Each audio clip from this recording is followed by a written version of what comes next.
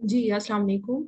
अच्छा, आज हम जिस टॉपिक पर डिस्कशन करने जा रहे हैं वो ओडीआर से रिलेटेड है। और परफॉर्मेंस नोटिफिकेशन में जब हम अकाउंट हेल्थ में जाते हैं तो हमें ओडीआर से रिलेटेड कुछ इंफॉर्मेशन यहाँ पर देखने को मिलती है।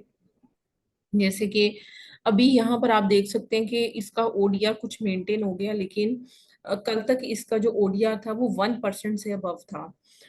जब ये 1% से अबव होता है तो उस केस में क्या होता है कि amazon आपके अकाउंट पे ओडीआर का मसला क्रिएट करता है, जिसकी वजह से सेलर फुलफिल्ड ऑफर्स डीएक्टिवेट हो सकती हैं। आप यहाँ पर देख सकते हैं कि इनका 3 पॉइंट समथिंग था। और यहाँ पर आप देखें your seller fulfilled offers have been deactivated. और ओडीआर के इफेक्ट होने की वजह से इनके अकाउंट पे जो है आप समझ लें कि सेलर फुलफिल्ड ऑफर्स अमेजोन ने बंद कर दी। तो बेसिकली ओडीआर जो है वो डिफेक्ट रेट होता है और इट मस्ट बी अंडर 1%। और अगर ऑर्डर्स आप अपने वेयर हाउस से शिप कर रहे हैं तो तभी एप्लीकेबल होता है। फुलफिल्ड बाय अमेजोन पे आप देख सकते हो कि नॉट एप्लीकेबल NA लिखा हुआ है, दैट शोज कि ये एप्लीकेबल नहीं है।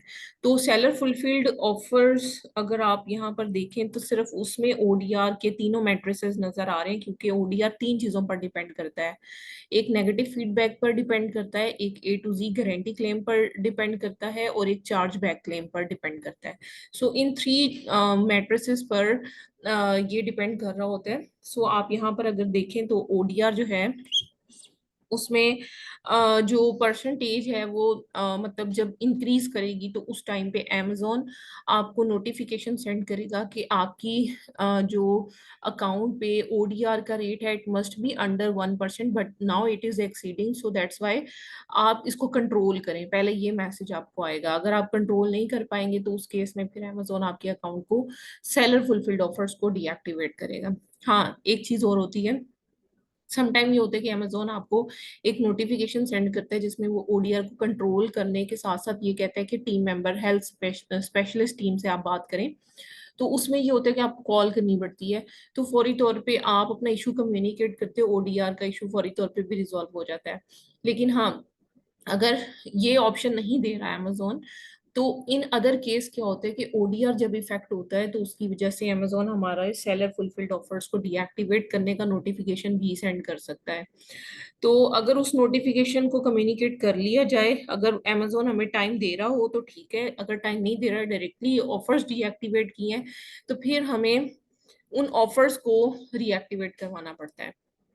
यहाँ पर देखिए ओडीआर जो है वो 3 फैक्टर्स पर डिपेंड कर रहे हैं। मैं आपको यहाँ पर दिखा देती हूँ। एक नेगेटिव फीडबैक है, एक A to Z guarantee claim है और एक चार्ज बैक क्लेम है। ठीक है, इनकी सारी डिटेल्स भी यहाँ पर देखी जा सकती हैं। मैं वो भी आपको यहाँ पर शेयर कर देती हूँ आपके साथ। यहाँ पर देखिए कि नेगेटिव फीडबैक का एक्चुअल मसला आ रहा है, जिसकी वजह से मतलब count of order with defect अभी 1 आ रहा है, लेकिन ये ज्यादा ऑर्डर्स थे, 3 थे आई थिंक। और A to Z guarantee claim. अच्छा, ये अब आप सोच रहे होंगे कि पहले ये ज्यादा था अब ये कम हो गया, ये किस तरह कम हुआ? ये लास्ट 60 डेज के जितने भी टोटल ऑर्डर्स की परसेंटेज होती है उनको कैलकुलेट करके बनता है। तो आप यहाँ पर अगर देखें तो order defect rate total 101 orders हैं, जिसमें से एक इफेक्टेड ऑर्डर है। ठीक है, तो उसकी परसेंटेज निकाली गई है 1 divided by 101 multiply by 100। So ODR जो है वो negative feedback A to Z guarantee claim, यानी कि A to Z guarantee claim का मतलब ये होता है कि मतलब या तो क्रेडिट कार्ड का चार्ज बैक आ रहा होता है उसके अंदर, जिसे हम चार्ज बैक क्लेम्स कहते हैं। और A to Z guarantee claim का मतलब ये होता है कि अमेजोन से डायरेक्टली कस्टमर कांटेक्ट करे कि मुझे ये प्रोडक्ट नहीं मिली, या प्रोडक्ट खराब मिली, या डिफरेंट मिली, या जो भी, और मुझे जो सेलर है वो रिस्पॉन्स नहीं दे रहा या मुझे रिफंड नहीं दे रहा, तो उस केस में फिर अमेजोन क्या है कि हमारे अकाउंट से पैसे काट के कस्टमर को दे देता है डायरेक्टली। तो इसका मतलब है कि हमारे खिलाफ कंप्लेन कस्टमर ने डायरेक्टली अमेजोन को की और अमेजोन ने हमारे पैसे काट के फौरी तौर पे क्लाइंट को वापस कर दिए, कस्टमर को वापस कर दिए। तो ये basically A to Z guarantee claim होता है। ठीक है, सो ये तीनों चीजों पर सेलर फुलफिल्ड ऑफर जो है वो डिपेंड कर रही होती हैं। आपको यहाँ पर तीनों चीजें जो है वो वन बाय वन में दिखाती हूँ, मुझे एक मिनट दीजिएगा। इसमें ये है कि आपको मैं फीडबैक दिखाती हूँ कि कस्टमर का क्या फीडबैक आया था। परफॉर्मेंस में जाके फीडबैक्स अगर हम देखें तो हमें यहाँ पर पता चलेगा कि कस्टमर ने क्या फीडबैक दिया है। सो 5 स्टार फीडबैक्स हैं, लेकिन यहाँ पर देखें कस्टमर ने ये फीडबैक दिया कि मैंने ये प्रोडक्ट ऑर्डर की थी, मुझे ये रिसीव हुई है, do not order until listing is corrected. कहते हैं कि जब तक लिस्टिंग करेक्ट ना हो तब तक फर्दर ऑर्डर ना करें, ठीक है, उसने ये रिकमेंड किया लोगों को। सो एक ही नेगेटिव फीडबैक है यहाँ पर, आप देख सकते हैं। अब हम परफॉर्मेंस में जाके A to Z guarantee claims देखेंगे। अच्छा, अब गारंटी क्लेम्स भी आई थिंक इनके रिमूव हो गए हैं अब, लेकिन गारंटी क्लेम्स थे, ये देखें, क्योंकि लास्ट 60 डेज पूरे हो गए हैं तो उसके हिसाब से यहाँ पर ये जो क्लेम्स हैं वो ऑटोमेटिक खत्म हो गए हैं वहां से, अकाउंट हेल्थ से। सो अब आप यहाँ पर देख सकते हैं कि package did not arrive, package did not arrive, package did not arrive, ठीक है। तो सबने ये कहा है कि हमें प्रोडक्ट मिला ही नहीं, और एक ही प्रोडक्ट में 3 कस्टमर्स की डिफरेंट कंप्लेन्स हैं, ठीक है। अब यहाँ पर आप इनके कस्टमर कमेंट्स भी देख सकते हो कि ये रिफंड मांग रहे हैं, और इसने ये कमेंट किया है। समटाइम ये होता है कि कस्टमर डायरेक्टली मतलब करता ही नहीं है कांटेक्ट, और डायरेक्टली क्लेम ही क्रिएट कर देते हैं, तो समटाइम ये भी हो रहा होता है, my package was never delivered. और यहाँ पर देख लें ये कमेंट लिखा हुआ है, इसमें भी I was contacted but send a replacement but I have not. तो तीनों का एक ही इशू है, वो कहते हैं कि हमें प्रोडक्ट मिला ही नहीं। तो A to Z guarantee claim की वजह से भी इनके अकाउंट में प्रॉब्लम आई थी। अब चार्ज बैक्स देख लेते हैं कि बैंक ने amazon के साथ कांटेक्ट किया, कस्टमर के बैंक ने, कि भाई ये जो चार्ज है ये चार्ज हुआ है अकाउंट से, लेकिन पैसे नहीं, मतलब प्रोडक्ट नहीं मिली। तो उस केस में क्या होता है कि amazon बैंक को पैसे वापस करता है, वो चार्ज बैक होता है। लेकिन अगर कस्टमर मतलब का बैंक ये कहता है कि उसने ये प्रोडक्ट ऑर्डर ही नहीं की थी, तो उस केस में फिर सेलर रिस्पॉन्सिबल नहीं होता, ठीक है। सिर्फ इस केस में होता है कि उसने ऑर्डर खुद किया है कस्टमर ने, लेकिन उसे प्रोडक्ट नहीं मिला, तो वो फिर चार्ज बैक्स होता है, ठीक है। अब यहाँ पर फर्दर हम देखते हैं कि जो प्रोडक्ट है, सॉरी, जो परफॉर्मेंस नोटिफिकेशन है उसको अब हम देख लेते हैं जरा यहाँ पर। और जो परफॉर्मेंस नोटिफिकेशन मतलब यहाँ पर रिसीव हुए हैं, इसमें यहाँ पर देखें ये ODR की वार्निंग्स आ रही थी यहाँ पर। We have identified that your ODR has exceeded the target rate, if this problem continue it may result in account deactivation. We have taken this measure because आपका जो टारगेट है वो 1% से एक्सीड हो रहा है, और उसमें negative feedback A to Z guarantee claim या फिर चार्ज बैक्स इसमें से कुछ भी आ रहा है, ठीक है। और वो कहते हैं कि अगर आप ODR की पॉलिसी रीड करना चाहते हैं तो इस लिंक पे जाकर आप इसकी पॉलिसी को देख लें। सो यहाँ पर देखिए ये एक पॉलिसी है, यहाँ पर ODR की सेलर फुलफिल्ड में मैनेज ऑर्डर्स में जाकर आप यहाँ पर ये सारी पॉलिसीज का लिंक है बेसिकली।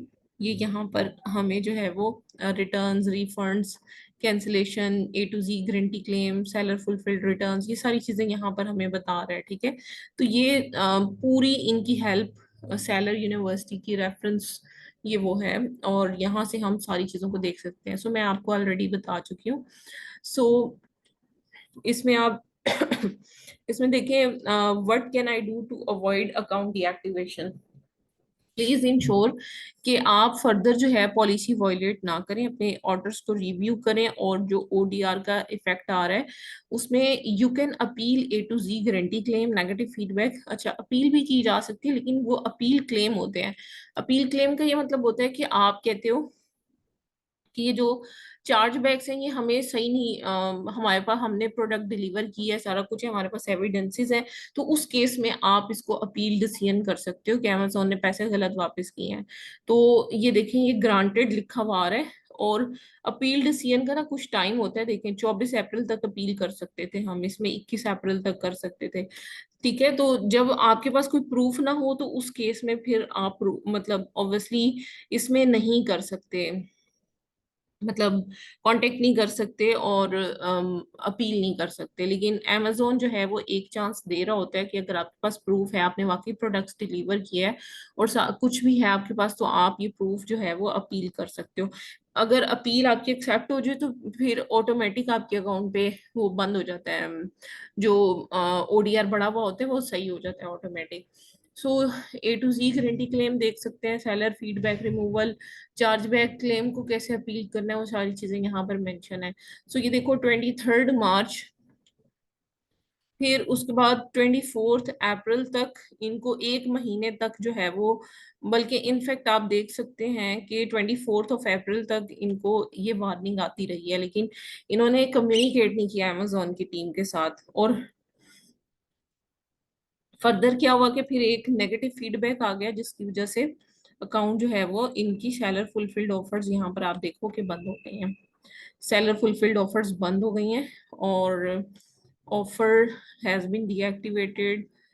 आपका FBA फिर भी ओपन है, और बाकी सारी चीजें यहाँ पर लिखी हुई हैं। ठीक है, तो अब इस तरह के केस में ODR को कम्युनिकेट करने की एक्चुअली जरूरत होती है, जिसमें हम मतलब अमेजोन को कांटेक्ट करते हैं और अमेजोन को कहते हैं कि हमारे ODR के इंक्रीज होने की रीजन क्या थी। अब क्योंकि अमेजोन ने यहाँ पर हो सकता है कि आइडेंटिफाई कर लिया हो कि अकाउंट पर ड्रॉप शिपिंग हुई है, तो कुछ आइटम्स पर वाकई ही उन्होंने ड्रॉप शिपिंग की थी। अगर ड्रॉप शिपिंग मतलब उन्होंने ना की होती, तो सिर्फ ODR अगर बड़ा होता तो जस्ट फोन कॉल पर ये इशू रिजॉल्व हो जाना था, और सेलर फुलफिल्ड ऑफर जो है वो बंद नहीं होनी थी। लेकिन अमेजोन ने आइडेंटिफाई कर लिया कि वो लोग ड्रॉप शिपिंग कर रहे हैं, इसलिए उनकी सेलर फुलफिल्ड बंद होगी। अच्छा, कुछ केसेस में सिर्फ ODR बढ़ने की वजह से भी ड्रॉप शिपिंग पॉलिसी वायलेशन लग जाती है अकाउंट पे, लेकिन उसमें भी अमेजोन कुछ ना कुछ इन्वेस्टिगेट करता है, लेकिन अगर आपके पास प्रूफ्स होते हैं तो आप फिर उसे रीइंस्टेट करवा लेते हो। सो एनीवेज, यहाँ पर आपको अपील अब लिखने की जरूरत होगी ODR से रिलेटेड, लेकिन अगर ड्रॉप शिपिंग की वजह से अकाउंट डीएक्टिवेट हो गया तो फिर आपको ड्रॉप शिपिंग कम्युनिकेट करने की जरूरत होगी, और ड्रॉप शिपिंग की वजह से ODR इंक्रीज हुआ डिक्रीज हुआ वो आपको कम्युनिकेट करने की जरूरत है। लेकिन दो अलग अलग सिनेरियोज हैं। अगर ड्रॉप शिपिंग पॉलिसी वायलेशन लगेगी तो आपको उसे कम्युनिकेट करना है, वो ऑलरेडी हम डिस्कस कर चुके हैं, क्वेश्चन एयर्स होते हैं, जस्ट उसे फुलफिल करना होता है, फिल करना होता है। लेकिन जब सिर्फ ODR का मसला आ रहा हो, जब वार्निंग्स आ रही थी, उस टाइम पे अगर अपील सबमिट करवा दी जाती तो अकाउंट जो है वो उसमें बच जाता, यानी कि अकाउंट डीएक्टिवेट होने से बच जाता। सो मैं आपको ना शेयर कर रही हूँ इसका, इसकी अपील का सैंपल शेयर किया है, जो कि हम अमेजोन के साथ डिस्कस कर सकते हैं और अपने अकाउंट के मुताबिक इसको बना सकते हैं। सो यूजुअली जरूरी नहीं होता कि ड्रॉप शिपिंग करें तो ODR बढ़ेगा। सेलर फुलफिल्ड अगर आप अपने वेयर हाउस से भी कर रहे हैं, उस केस में भी अकाउंट पर ये प्रॉब्लम आ सकता है। सो यहाँ पर देखें, मैं आपको बता देती हूँ कि स्टॉक के इशू की वजह से भी नेगेटिव फीडबैक आ सकता है, शिपिंग के इशू की वजह से भी प्रोडक्ट हो सकता है डिलीवर ना हुई हो, समटाइम कोरियर सर्विसेज ट्रैकिंग इस तरह की देती हैं जिसमें ऑर्डर फुलफिल नजर आ रहा होता है, लेकिन ऑर्डर लेट थोड़ा सा पहुंचता है, कस्टमर जो है वो एनॉयड होकर इस तरह से मतलब कर लेता है सारा कुछ। तो ये चीज भी हो सकती है।